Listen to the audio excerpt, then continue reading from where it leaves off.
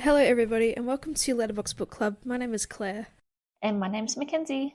and today we are discussing Immortal Dark by I don't know how to pronounce. I'm going to butcher this. Google Translate said Tigest. Girma. Girma. Yeah, Yes. this is an arc that was sent to us by Hatchet, which we're very, very thankful for. Thank you again. A very unexpected one because normally, we get a newsletter and we can just get a pick of the crop, but this was just sent, I think, just under the guise of us liking fantasy a lot. I know, this was like a bonus one. This was like it just arrived.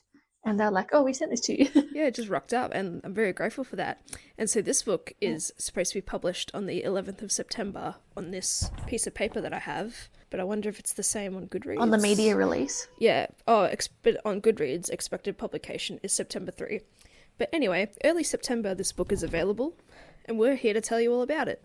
It doesn't really have a blurb, but I'll read the front and the back. And then I'll also read, there's a little like excerpt at the start about the author. Perfect. So I'll read that as well. So on the back, it has a lost heiress, a soulless vampire, and a secret drenched in blood. And then the front is, no soul can enter without an invitation. This is yours. And then in the front, we have a picture of Tigest. And Tigest Girma is an Ethiopian writer based in Melbourne, Australia. After graduating with a Bachelor of Education, she splits her time between writing and teaching.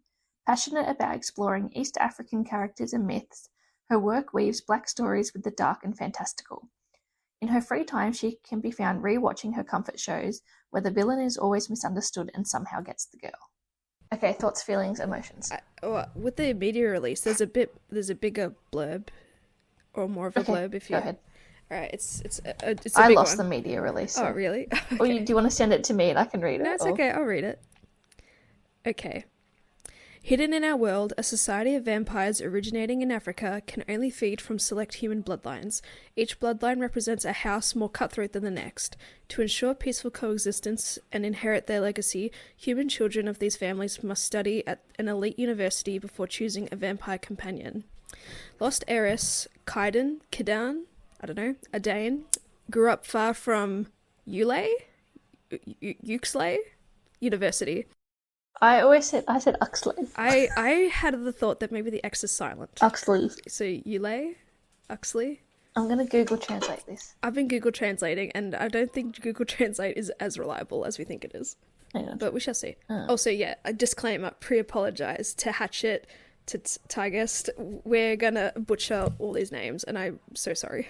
You need to send like a pronunciation thing as well. Phonetic word list. Yeah. But I was saying Kidan in my mind when I was reading. I was saying Kidan. Kidan Adane.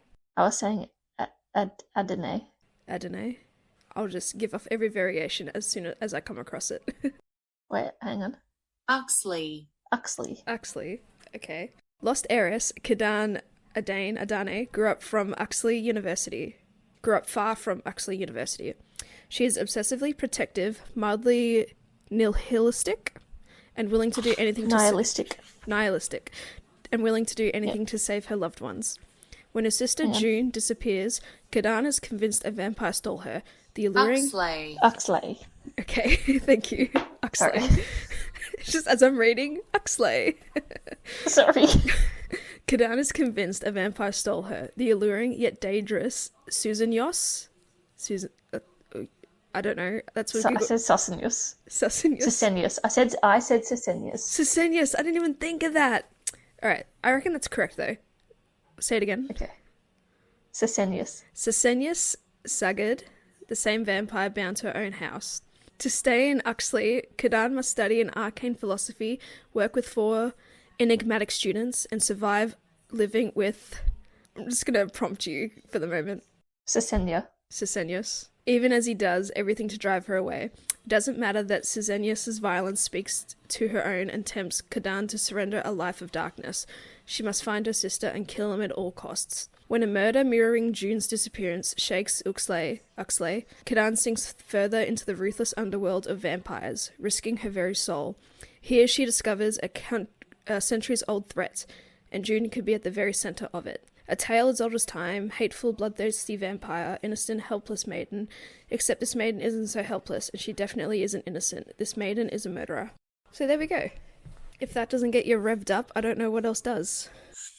See, I don't read blurbs, so I didn't even read that when we got it. So we just surprised. Did you even read the media release? Yeah, of course I did. Okay.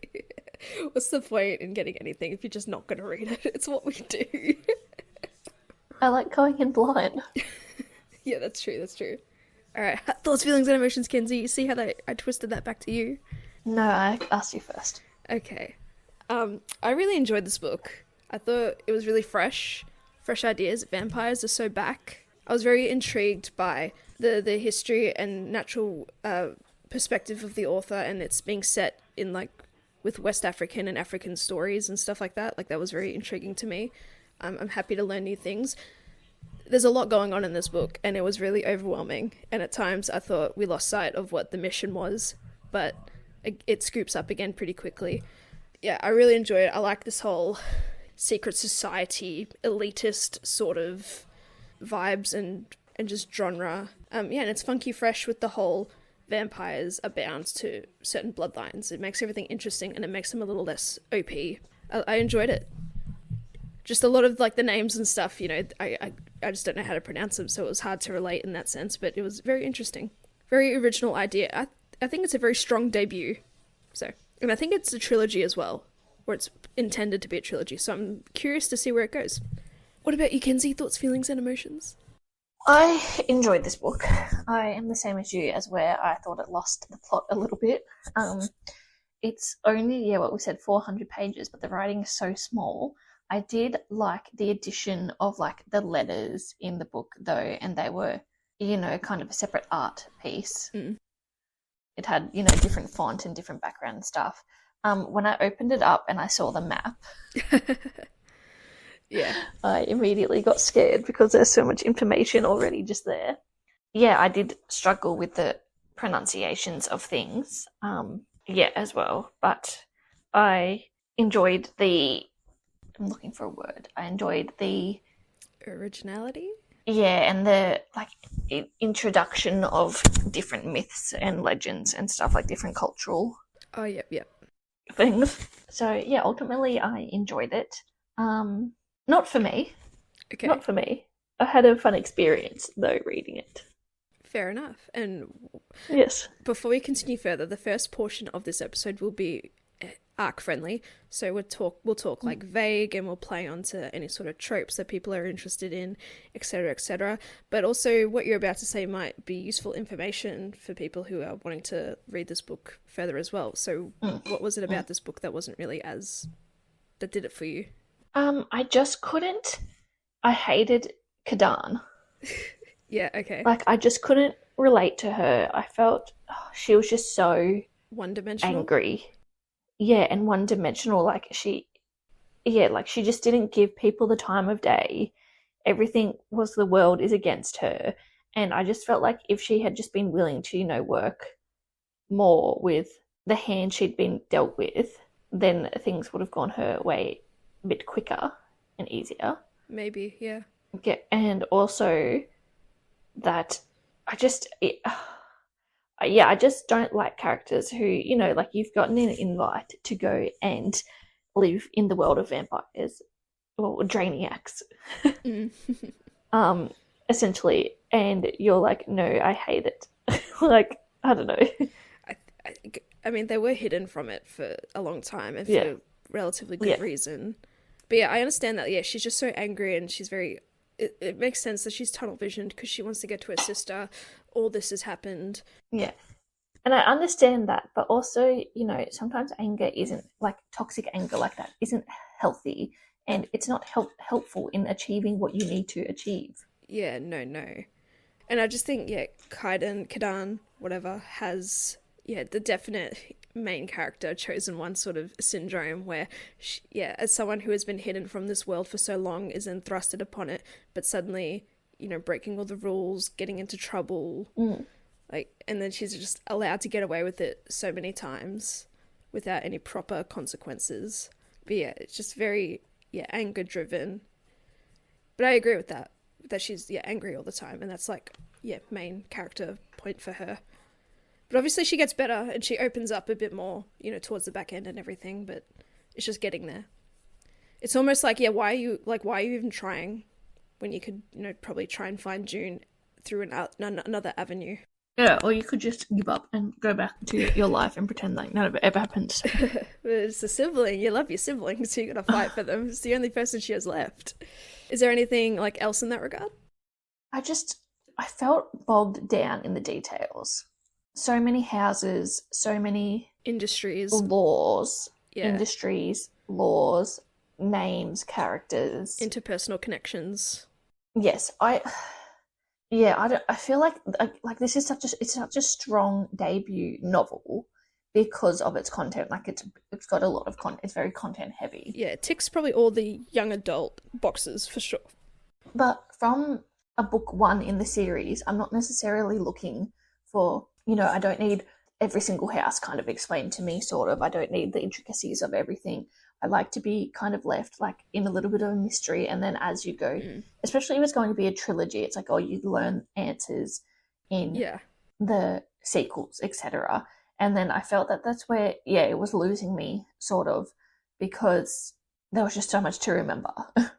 And I felt like, for a first book in a trilogy, like there was so much that got unraveled, which maybe some plot points alluding to potentially secret societies could have been revealed maybe in a second book setting, because there was just so much and like everything is so interconnected, and ultimately it's not really a spoiler, but everything is about finding June, and it's about June. And so in a way it's like kind of like Danica with her secrets. Everything is connected to June in some way, whereas I felt like it just seemed a little too much for her. Like I thought there could have been a beneficial, like one of the subplots could just be irrelevant that Kidan could have stumbled upon whilst searching for June. But no, everything is just connected to June in some way. I felt as well that Vampire Society was so, or like Uxlay whatever it is. First of all, Uxlay reminds me of like Ixnay on the say or whatever, like Pig Latin. Pig Latin, yeah. Yeah. I felt like Uxlay University, or whatever it is so far removed from kind of like human society. Yeah. That it didn't feel organic. And I understand the whole, like you can't get in without an invitation anyway, blah, blah, blah. I just kept thinking of, like Harry Potter and, like Hogwarts. Like if a muggle comes across it, it's still, they see the castle, but it just looks like a rundown, dilapidated castle or whatever.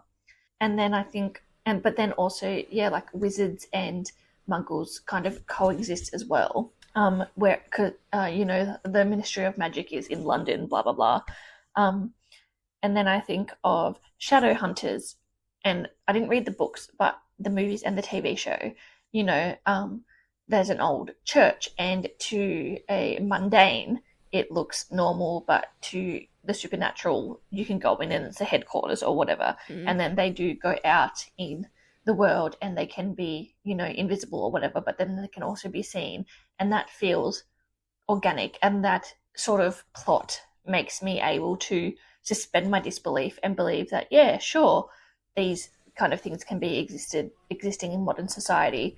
Whereas when you have this situation where, you can only get in if you've been invited, it's like for these houses or whatever, and then students, it just feels like, well, why didn't you just set it in like just at the university and have, Kidan like coming back in, but don't mention, just she's coming back because of this mystery, but don't include all kind of the backstory stuff about living in away from Uxlay University. I don't know. Because Kidan knew about this place growing up from like her parents and then foster mother and everything. And then she tried so hard to physically find it, and it's not physically able to be found unless you're invited. So it's very, very strange. It makes it probably really difficult for and because and that's the thing, you can't get in without being invited, and immediately that's her first obstacle, but it felt like such a huge obstacle to get over, because how do you get in? It's like, well, you have to reach out to them, and you don't want to reach out to them. yes, anyway, about like the obstacle of not being able to enter this world, for want of a better term. Um, I just felt like it didn't make sense with me to me because she, is the blood of the house. Like like her family is in this house. So I just felt like it would have made more sense if you could enter, if you, like were part of the 12 houses or whatever. And I think that would have made for more interesting if we had gotten snippets of her trying to sneak in or whatever, and then not knowing about the laws that the house is set, etc. And also, I'm always in two minds because, especially when we get sent arcs, and I don't enjoy it that much because, like, I haven't written a book. yeah. And then I always like, at the end of the day, like, we're a little podcast, just like no one cares about shooting us. the shit. Yeah. Well, you're shooting the shit. I'm here for that ride. I liked this one. I think Book Talk will eat it up. I feel like it's so interesting because I feel like we've had this kind of back and forth with the arcs that we've been sent, like Yes. where you like it, I won't, or I'll like it, you won't, and it's really fun because when we pick the books together, we both tend to enjoy the books or have the kind of same mind frame because we're picking them together. We're picking books that we like, whereas this was a mystery, like a surprise book. But then also when we get sent the options to pick what we sent, again, like we don't really know. They're usually authors that we haven't read before. And so there's still that air of mystery, which is really fun. But yeah. Yeah, it's like it's almost stepping out of the comfort zone and we're just getting really a lucky dip in a way. And it's based off of, whatever the newsletter says, the little descriptions about the book, or it's based on genre, or if it's something Or else. I just go off the cover. Yeah, or off the cover. Yeah, listen, I'm falling into the trap of don't judge a book by its cover, but I will. If it's not a pretty cover, I'm not going to go for it. But yeah, and just, quickly, I think for the longest time, I suppose the whole point of our podcast is to do books that we want to read. And, we've curated that for the last couple of years now. And so, it's nice to get a left field sort of book. And that really throws things out of whack sometimes because it's like, wow, maybe I don't enjoy it, so I'll DNF it. And I think just us two in general, we're opening ourselves up to DNFing a bit more when we want to. Like, we're not going to hold out anymore. I feel like, it kind of, and this is getting off topic a little bit, but I think this is such an important conversation as well.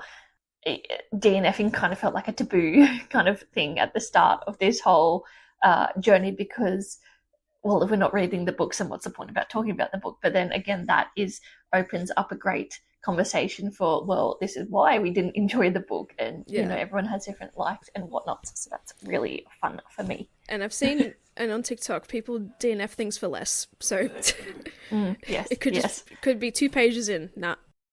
Well, there was one that Christmas one that I think I read 2 pages and I was like, nah. yeah. All right, so a little bit more about this world whilst being ARC friendly. So this is also like a young adult-ish genre, which I feel like I think Kidan is like 18, maybe 19. I'm not super sure. Oh, for the trope lovers out there, this is an enemies to lovers to a degree. I would pretty much disagree with the lovers. I didn't believe in the relationship aspect of it, but there's that for you. Secret societies, espionage, murders, a fair amount of violence, to be fair. I mean, we are dealing with vampires, so that makes sense. Kidnapping, mystery, all this. So if this is something that interests you, I'm sure you'll eat it up. And the cover on Goodreads as well is different to the cover that we have, but like it looks beautiful and it definitely ticks off like the intrigue. Like it's definitely going to draw some eyes, I feel. All right, so a bit more about this world. We are set at this university, Uxlay University. There are 12 houses that reside in this area and 12 bloodlines that have this peace pact with these vampires, or Draeniacs, as they like to call them. And so, but there are 80 houses altogether, so there's 60 odd houses that are rogue, whatever, out in the real world, doing their own thing, doing whatever the fuck. And though we are living in a supernatural sort of world, there is slight air of magic in this world too, but it's all based around the houses, and there is, back in the book's history, a great sage that possessed some powers. So there is a bit of power play, magic play, within this world as well, though we do not see the magic very much, but it is all characterized pretty much in these actual houses. Like the family house is like a character of its own. It is like a sentient sort of creature. And it's connected to both Kidan and Susenyos. And so there's like a battle there to control the house between Kidan and Susenyos. Because there are, and as you explore the book a bit more, there are really depth laws and like politics and interpolitics within family members and everything. It's a lot. It is a lot to take in, but I feel like it is excellent world building, but it is overwhelming because I think, the author is trying to make things as clear as possible. There's just so much to make clear.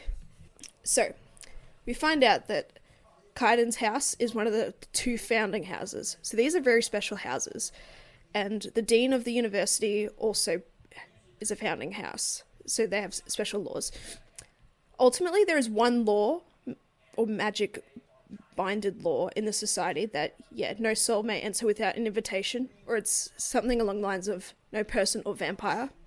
Yes, so I'm just going to stop you right there. Yes, we're going to have to post up a photo of the map or something. So the houses, some houses form a circle kind of around the perimeter, around the perimeter of the university, and then the 2 or 3 founding houses inside. 2. Okay, and so the magic law, the magic rule, is that each house can make a law. Only the founding houses can make a law. Only the founding houses, whereas and then the other houses all got together to make a universal law, which is that no soul can enter without an invitation, blah blah blah. So that acts as a force field thing. And then the 2 founding houses can set their own law.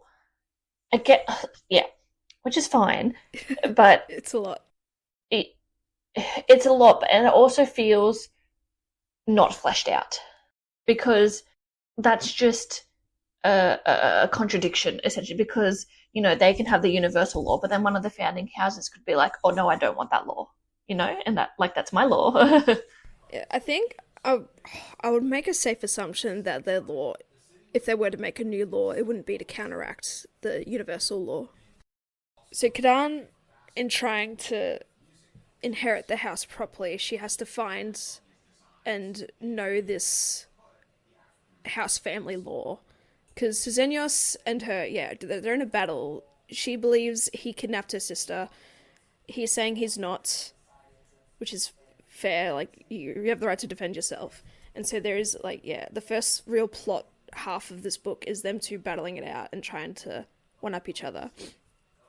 All the while, Kidan has to study at university, and she has to complete this special course that will then allow her to actually control the house. Because the house, is a character of its own, where it can connect itself to both Susenyos and Kidan, and reflects their feelings and emotions within particular rooms.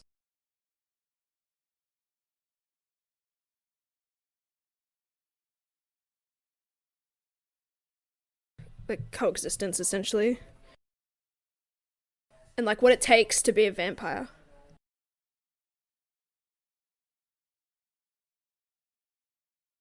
However, the course is incredibly difficult. And students fail really easily in this world. Which makes sense, because if you think about it, all these people that are studying in this course are, heirs and heiresses, and they're on their own journey to secure inheritance of their own houses and stuff, or to establish power and dominance of their house. So that makes sense. Alright, Alrighty, what I was going to say is, if this episode feels a little bit disjointed, my mic is being stupid, and I don't know where we've left off. Alrighty, so just a little bit more about the vampires, since we've established the sort of politics of the house and the magic aspect to it, even though there's not much magic. So the vampires are hindered in this world. So there was a great battle I'm going to assume like centuries ago, between this great sage, a magic user, against this old vampire, Damascus, something, I don't remember. And it ultimately came down to the vampires being forced into accepting the three binds, which is also like three other rules / laws. So their strength and everything is hindered. They are bound to only drink from certain bloodlines. So of the 80 houses and other bloodlines out in the world, they can only drink from them.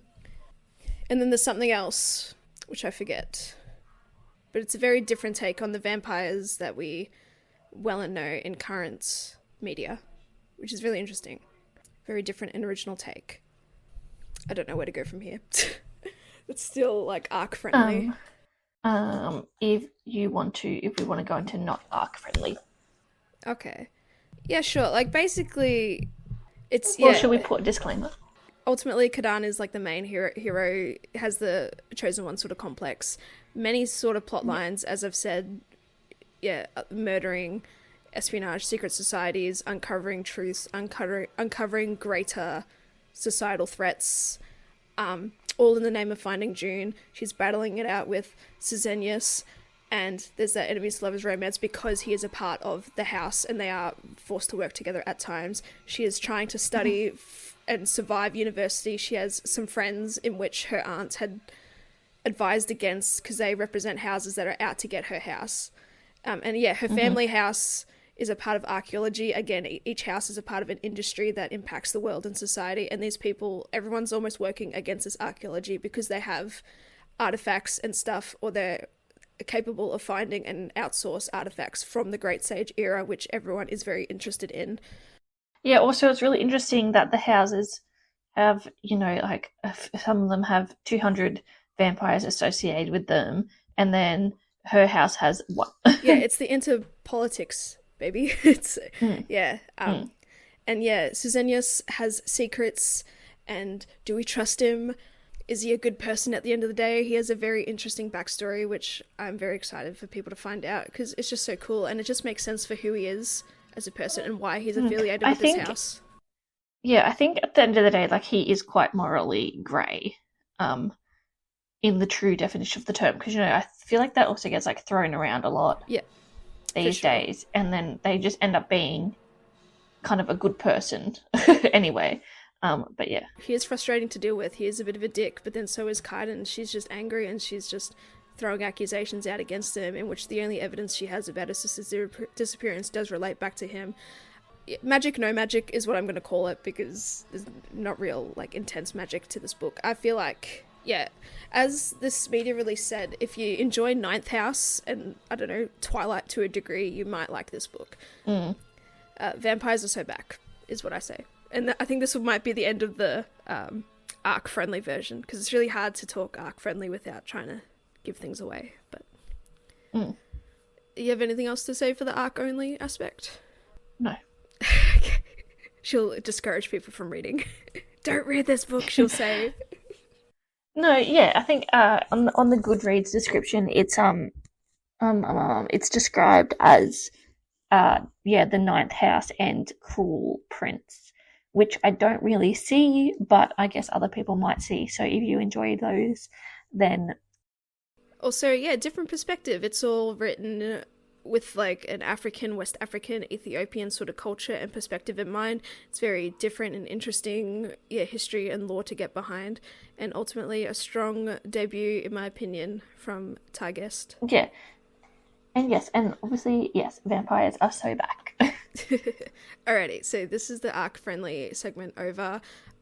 If you want to continue to listen out of curiosity, feel free to stick around. So I'm getting now 2 different release dates for this book. It's either 3rd of September or the 11th of September, but sometime early September this book will be released. Oh. I wonder if they'll push it because Wild Eyes comes out on the 3rd of September. Was it meant to? I mean, books can come out on the same day. Like, it's not like it's not like a music battle between artists. But maybe. So or if you don't want to stick around, read it in September and then come back and re-listen. Alrighty. Arc-friendly segment over. Spoilers ahead. You have been sufficiently warned, I would say. All right, ladies and gentlemen, welcome to the spoiler version of this book. It is at this moment, ladies and gentlemen, and anything in between, theys, gays, thems, she's, hers, whatever you want to be, that I must announce to you that I did not finish this book. Kenzie. I love it though. Why? I'm sorry, I couldn't, and I will speak more on it. Would you like me to just go straight into it? Yes, why? Yeah, sorry. So I touched on this a little bit the other day when you were over. But I feel like it was like a myriad of reasons as to why I didn't finish this. My number one reason, not my number one reason, but like one of the main reasons is that it felt too complicated.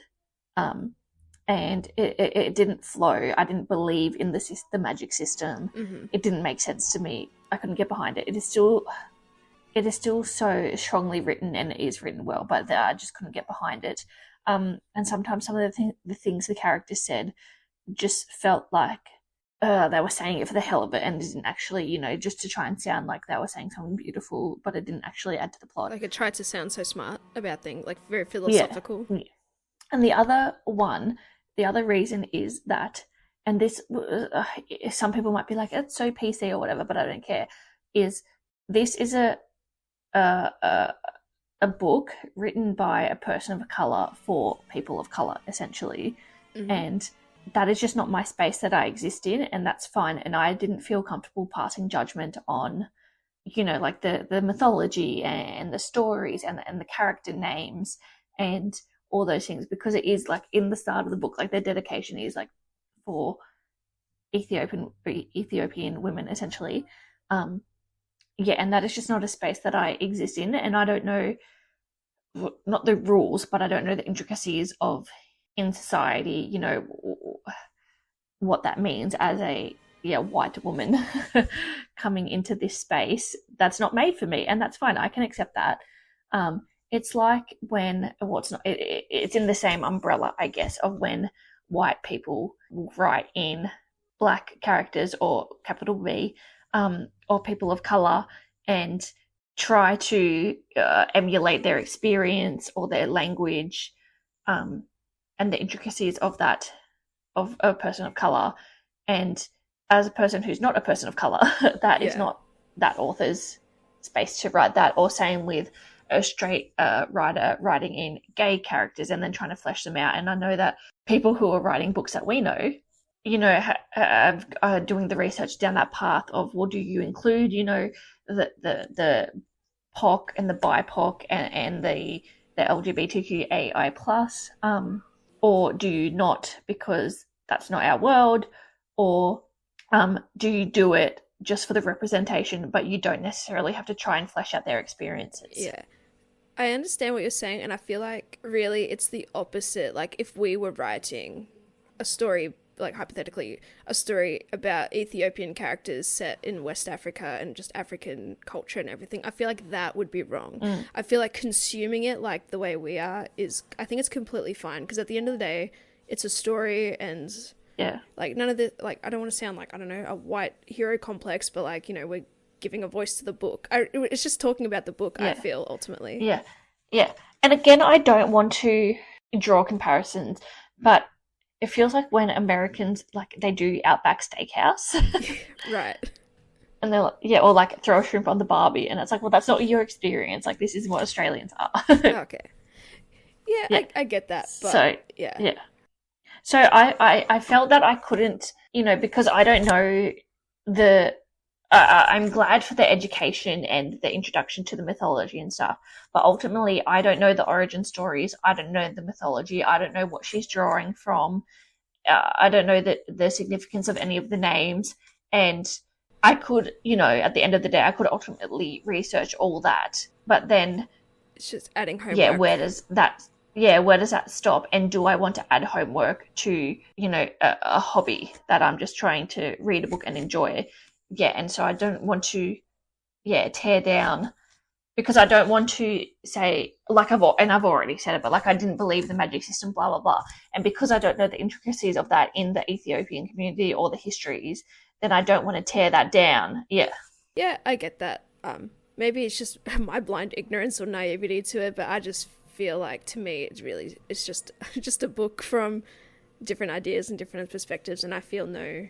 Like, I know this is obviously is not written for me, not for me to understand personally, but yeah, to me it's just, a good young adult fantasy book based on, African mythologies and vampirism and all that stuff, which was interesting for me to learn. Like, I was happy to learn, but there was just so much depth, so much lore. Yeah. But I get what you're saying, Kenzie, and I respect that. Sorry, I went deep. No, it's okay. You have to go deep. And hey, maybe it could come across as too PC, but you may as well be safe than someone assume you're, like, racist or anything. Because I know that's not true. Any other sort of reasons? Like, where did you stop? Because I'm curious at that part. I stopped about halfway through. Okay. Do you remember the last big event that happened? I wish I could, my guy. I wish I could. I wish I could tell you. God damn it. Okay. So I just need you to tell me how it ends. I just don't know where you stopped. Anything you tell me. Yusef's, did you see Yusef's art exhibition? Nope, that doesn't look like it rings a bell. The 13 Secret Society? Nope. Okay, sorry. I forget that you're concentrating right now. The 13th Secret Society? Yep. Honestly, but there's a lot that happens. Okay, just tell me the important things. Alright, so... Did she find June? Yes. June is alive. Is June a vampire? She's not a vampire. She is still human. Is... So, alright.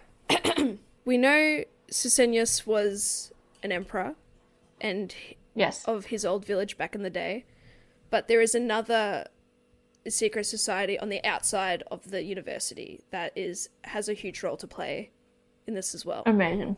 So, what are they called? I can't pronounce it. The Nephrazi? I don't know. I would say Nephrazi. Do you know his backstory other than he's an emperor? Like his old court? Okay, so he was an emperor of an old tribe, and then he forced his whole court to turn into vampires. And so I think that's why he's attracted to this family, because he has a lot of artifacts and trinkets that he can, like, hold on to and maintain, etc., etc. Okay, so it turns out his old court is the Nephrazi, and they have June because they are trying to break the three binds. And so they're on the hunt for the artifacts because they want the vampires to not be bound by the artifacts anymore. It turns out Susenyos has one in the house of the Adane house, and the Nephrazi, I think, have one themselves.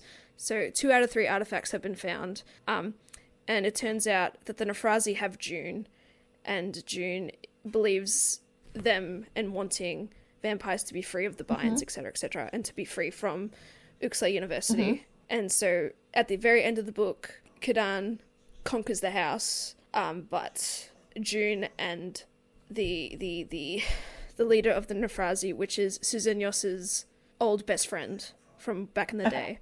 And then, but in order for them to come to this deal, his friend had to become one of her companions, vampire companions, because, you know, those who aren't invited are not allowed in. So because she graduated, they're allowed to bite each other and be a part of that special ceremony. And so that happened, and there's a bit of a tussle, and then, like, June appears, and it's a bit of a cliffhanger. I almost DNF'd because we lost sight of June. And it became about Susenyos? Yeah, I mean, because he is painted out to be that misdirection villain, right? He has so many secrets, you know, he favours his immortality. His immortality is at stake, and he's being kicked out of all the rooms, essentially, because of it. And, yeah, he is trying to do his best, or what's best for the house. I feel like, yeah, it is his whole character and his backstory and his motivation has been misdirected because, yeah, the house law was that he should not do anything to harm the house. But even though he did sacrifice a bit of that in a way for Kidan anyway, like, he was still doing what was best for the house, keeping things safe. And unfortunately, telling Kidan is what's stripping him of his safety in the house. Yeah, everything seemed a bit convoluted because one thing will happen and then it'll get immediately resolved, and then another thing will happen and then it'll get immediately resolved. Like, I know you probably didn't get up to it, but there was this whole thing with Raphael. I don't know, like, he was against Yusef. Like, he just gets killed straight away like that. And then, you know, we find out who it is, and then Yusef has like an art exhibition because it's this whole spiel because his family is into art, and then it turns out his art exhibition was sabotaged. We don't, like, it's an air of mystery. And then the very next page, though, well, the next chapter is GK admitting to being the one sabotaging, because he's like that monk spiritual guy. He feels guilty about everything that's happened, and he wants his soul pure, and like everything is just like set up, resolved, set up, resolved, set up, resolved. And then it became about the 13th. It's like, ooh, secret society. Let's see Kidan weasel her way into this and see what she can gather. Oh no, now she's already fucked it all up, and now she's they're on the hunt for her and everything, and suddenly there's another thing, and then on top of it, it's all the school assignments. Yeah, it's like saying it all that, I felt like the first year could have been about, you know, the schoolwork or whatever, and then first book, and then the second book could have been about the 13th. But yeah, like we could have learned about the 13 or the Nephrazi or whatever maybe later, because there's just too much. But I really enjoyed that Susenyos is having his immortality at stake. I liked that, because that's something that he valued, that's what he wanted, and that's something that he really values in life, even though it's incredibly selfish. How did you enjoy Slen and Yusef and this group of friends that are specifically from the houses that she was warned to avoid? Yes, because of course they are. I just felt that it was too much. Like, there were so many names to remember and so many things. Like, and affiliations. Yeah, it felt too much, too fast, and I couldn't keep up with it. Yeah, and that's fair. And that's probably is what's going to drive people away. As I said, I don't know, I forget if the beginning of the book it said it wasn't the final edit, but I really hope it wasn't, because they could very well take something out. I don't know. Yeah, it says that an uncorrected book proof. It has not been proofread. Please note all quotes for review must be checked. But so I think that just means if there's like spelling errors or whatever. Right. But I think the cover will definitely draw some allure, because it is that very dark academia-esque, and the vampires. And yeah, I just didn't believe the love story as well, because Kidan hated Susenyos for so long, and she accused him for so long, and she destroyed his like valuables. Yeah, like, and he wasn't really allowed to retaliate in any way. Yeah, she just pushed the button so long, and so I didn't feel like, I didn't believe their love, but they also had some vulnerable moments together where he was, talking about his backstory and his obsession with the Mad Lovers book or whatever. And it's like, I feel like there needs to be more genuine emotions other than just pushing for the vulnerable moments. Because vulnerable moments is what draws people closer, but the fact that they're just actively fighting against each other as well just didn't seem right. And and like, Kidan defanged him. Or he gave him her fangs or something. And like, that's the biggest taboo in vampire history. And like, so she humiliated him in front of all the vampire peers and everything. And it's just like, how do you come back from that? And now that I think about it, it's very complicated to explain without the interpersonal intricacies and the politics between people, and but I still, at the end of the day, enjoyed it. Good on you. I'm glad you did. Someone had to. Because now that we've got like an artifact hunt, and I'm down for like chasing artifacts, heirlooms, items for rituals, or all that. Like, I'm down for that, but 2 of them have already been snatched up apparently. So like, where's the adventure gonna come from? I agree. Where's the fight to the death going to come from? Because it's like Harry Potter and like, maybe, dare I say, like the Horcruxes. Though all that happened in the back end of the movies, you still had a couple each movie to find. Or throughout the series, you realise that they were Horcruxes and that they're important. Yeah. It'd be interesting to see where it goes. Susenyos had been slowly becoming human in all the rooms. He eventually does essentially become human in the house, which is dangerous because I think he could be killed then properly. Just in the house, or? Yeah, in the house, because every time he tells Kidan that's against his law, he loses a room. And so there was he had one room left, and then he gave her a clue about how to get his friend, the enemy friends, how to trick him and set him up. Lame. Samson, that's his name, Samson.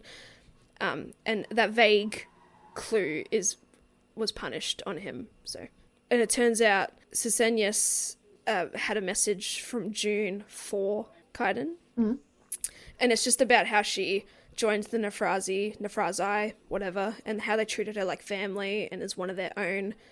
And she also believes that Susenyos shouldn't inherit the house because inheriting the house means making a law, and a vampire making a law is dangerous in this world, of course. And so there's been this whole conspiracy of framing Susenyos for murders and all this shit. They were the ones involved in that. What did you think of Slen and Co., the typical stoic, abused sidekick? Of course, there always has to be trauma. And then Yusef is the quirky, funny art guy. Again, very stereotypical. And then GK is just like the revisionist. The mediator. The mediator, the spiritual healer of it all. And then, of course, I did enjoy, like, the tasks that they had to do for school, for university. Like the getting a gift from a vampire or killing someone even, because that was... Oh, yeah, so one of the final task was to have killed somebody, because the whole philosophical aspect to it is to, like, in order to, like, live with vampires and stuff, you got to be able to empathize and be like one in a way. And a lot of their animalistic natures is murder and killing people, so can't empathize and learn about all aspects of this coexistence, then yeah, that's how you fail. But because Slen killed somebody, and because Yusef killed somebody, and because Kidan killed somebody, their foster mother, that's how they passed. There are only 3 people to pass, because of course they're special. I'm just saying what else that might interest you. That's okay, I'm happy to go to the reviews. I didn't do the reviews just because I knew it was going to be arc related, but you can do that if you want. Okay, I'll do it. I'll read 2 of each to make up for it. Okay, yeah, stars that listen. Now that I think about it, it's really complicated to explain. Just read it, please. Okay, I will read it, but I won't enjoy it. Oh, this is a plea to the listeners. Oh, to the people. To the people. I don't sound enthusiastic, but like, it's just a lot, guys. I'm sorry. Okay, everyone, I'm going to go to the Stars That Listen. The Stars That Listen is a segment we do at the end of our podcast episodes where we go to Goodreads and we find 1-star reviews and 5-star reviews that we relate to or want to find. We always start with the 1-star reviews because we like to end on a positive note. We are running into complications, though, with this when we are getting arcs that will obviously just be arc related. So anyway, all right, so there's a long one, but I'm going to like cut it down. So just like the first bit thing, it says, oh boy, did I struggle to get through this book and not just DNF. When I say struggle, I mean I literally side bitched, complained, and dreaded each time I picked up the book. I can't remember the last time I looked at my progress percentage so often in a book, and damn did it move incredibly slow. I thought it was never going to end. Had it been an EPUB copy and not an audio, I would have given up for sure. So that person had an audio book. And another DNF, this felt like a poor mixture of a number of other plots with thin characters I couldn't care about. Yeah, there was a lot happening. Okay, I'll go to some 5 stars. Okay, I don't know where to begin with this. I was given the arc being told it was Vampire Academy meets The Secret History. I was sold. This book reminded me so much of what it felt like to be a teenager and getting lost in the fantasy vampiric world of books. The instant nostalgia was intoxicating, and I truly can't wait to revisit again and again. It was so refreshing to read a truly morally grey FMC, and the balance between angst and yearning with the enemy still up as pipeline was brilliant, even if I was left wanting more. I so desperately want the sequel to this, but considering this isn't even released yet, I guess I'll need to exercise some patience. Anyway, Tigest, this is truly a slay, and in your own words, you are not God, although you do enjoy answering prayers. Yeah, I felt like, I don't. Speak your truth, Kenzie. I felt like it was more like advertised as like the Susenyos being morally grey, and I don't know. I feel like there's a difference between being just morally grey and being an asshole. And when we have this truly morally grey female main character, it's like no, like you can be morally grey without being an asshole. And it's hard when considering the fact that he's been a part of the household for like such a long time, like as well. Like he has every right to be an arsehole and be protective, and she's been just accusing him of shit and trying to sabotage him. So like, yes. I wouldn't be nice either. Yeah, like I wouldn't call that morally grey. I would just call that flawed character. Yeah. And then I'll do one more. Okay, y'all are so not ready for Kidan Adane and Susenyos Sagad, the morally grey, hot, complicated enemies to reluctant allies to lovers who still want to kill each other couple of my dreams. They are so dude and card and coded, but so much worse, and by worse I mean better. I regret getting a copy of this early because it pains me the sequel is not ready for me now. I think because he slowly became human essentially towards the end, I feel like he's just playing on human emotions. And if he was like a full-on vampire, I don't think he'd give a shit about Kidan. That's my conspiracy theory. Agree. Susenyos had every right to be a dickhead to her because just baseless accusations, and she just tried to fuck shit up. Though he is selfish for trying to inherit the house that is rightfully hers. Yes, rightfully hers, but ultimately she didn't want anything to do with it to begin with. But a better human inherit than a vampire. So thanks for listening. Again, pre-apologise. My mic kept fucking up, so I don't know how succinct this will be. Thank you to Hatchet again for sending us this. Please don't stop sending us stuff because it really throws a spanner in the works. No, it was really good. Well, it's to me, but complicated. I'd say it's a strong debut. You know how when we say books don't have enough, guts and meat? This has too much. Yeah. Unfortunately. There's a fine line. And the writing is very small. Yeah. And the writing is very small in the pages, and it felt like forever, truly. Good luck, Tigest, in your release day, week, however you're going to pump it out and however you celebrate. Thank you, Hatchet, again. Until next time. Thanks, everyone. Find us on Instagram at letterboxbookclub on Instagram. From there, you can find our link tree in our bio, where you'll find us in all the places: YouTube, Spotify, SoundCloud if you're old school, RIP Google Podcasts. Yep. I think that's all. We keep getting emails about that. They keep telling us it's going to get removed. I know. I'm thinking, just remove it keeps saying, say goodbye. And it's like, yes, I know, just do it already. I've said goodbye 8 months ago. You know? But yeah, thanks for listening. Catch us next week. I don't know what's going to be out next week. Maybe another arc. Maybe something a bit cheeky. I wanted to do a segment. I think I've heard it. Oh yeah, on another podcast, but I'm going to adopt it. Where I want to do a song that emulates the feel of the book. Oh. For me, it's Young and Beautiful by Lana Del Rey. Oh, cute. I feel like a spanner has been thrown and I haven't had time to That's think. okay. Sorry, I should have messaged you, but I forgot. That's okay. Let me quick think.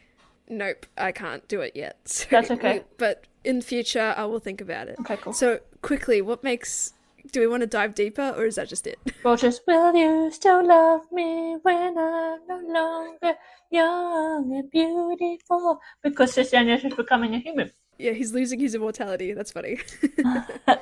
Love it. Actually, I'll just have a quick, maybe look through a playlist, see what pops up. You know what? Just because Susenyos is meant to be that morally grey, and he's a prick to Kidan, Siri, play The Smallest Man Who Ever Lived by Taylor Swift. That's how I feel. Yeah, that's it for now, I guess. But I like it though. I will keep an ear out and think about it a bit more. No worries. Cool. Thanks. Cool segment. Thanks, everyone. Thank you. Bye. Bye.